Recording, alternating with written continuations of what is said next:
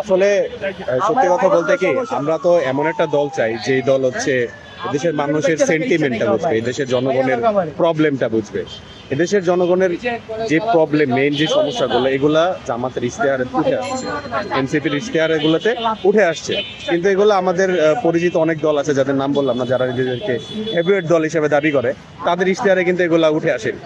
তো এটা হচ্ছে আসলে কি জানেন, এটা দুঃখজনক বিষয়। তারা এত পুরাতন একটা দল, বাংলাদেশের রাজনীতির একটা অভিজ্ঞ দল, তাদের কর্মকাণ্ড, তাদের প্রচার প্রচারণ থেকে শুরু করে সব জায়গায় তারা হচ্ছে এদেশের মানুষের সেন্টিমেন্ট এবং এই ইয়ং জেনারেশনের যে চিন্তা ভাবনার বহিঃপ্রকাশ, সেটার সাথে তারা অ্যাডজাস্ট করতে পারতেছে না, যেটা খুব ভালোভাবে জামাত এনসিপি করে রাখছে।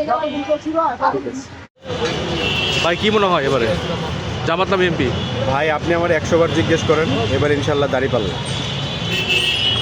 কেন মনে ইনশাল্লাহ দাঁড়িপাল্লা। মানে আপনার কি মন থেকে আপনি ভাই, আমি চাচ্ছেন নাকি? মার্কেটিং এ জব করি, অনেক এরিয়াতে ঘোরা হয়, কিন্তু এবার আমি যতটুকু বুঝতে পারতেছি, আমার অ্যানালাইসিস বলে যে দাঁড়িপাল্লা এবার ইনশাল্লাহ মানে পার আপনার হয়ে যাবে। অ্যানালাইসিস বলতেছে। জি, এবং আমি নিজে দাঁড়িপাল্লায় ভোট দিব ইনশাল্লাহ। আচ্ছা, এবং আমার পরিবারে যত কেউ আছে সবাই ইনশাল্লাহ দাঁড়িপাল্লায় ভোট দিবে। মানে আপনি আপনার পরিবারকেও কনভিন্স করছেন যে দাঁড়িপাল্লায়? কনভিন্স বলতে ওনারা আমার কনভিন্স করছে যে দাঁড়িপাল্লায় ভোট। আপনি নিজের বুদ্ধি না খাটায় কনভিন্স হয়ে গেলেন? কনভিন্স বলতে আমিও ওনারা যে যুক্তিগুলো আমাকে দিয়েছে, হ্যাঁ। আমি স্যাটিসফাইড।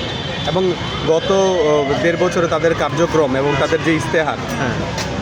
অন্যান্য দলের তুলনায় তাদের ইশতেহার বাংলাদেশের জনগণের জন্য মানে একটা ভালো দিক নিয়ে আসবে এরকম আমার কাছে মনে হয়েছে। এই জন্য কিন্তু আপনি তো বললেন আপনি কনভিন্স হয়েছেন, কিন্তু এনাদের তো আগেকার অভিজ্ঞতা খুব একটা নাই। সুতরাং আগের অভিজ্ঞতা নাই, অভিজ্ঞতা দিয়ে তো আর আগের যে অভিজ্ঞতা আমরা যা দেখছি হ্যাঁ। সেটা তো ভালো না তো। আচ্ছা গত 53 বছর অভিজ্ঞতা তো খুব খারাপ।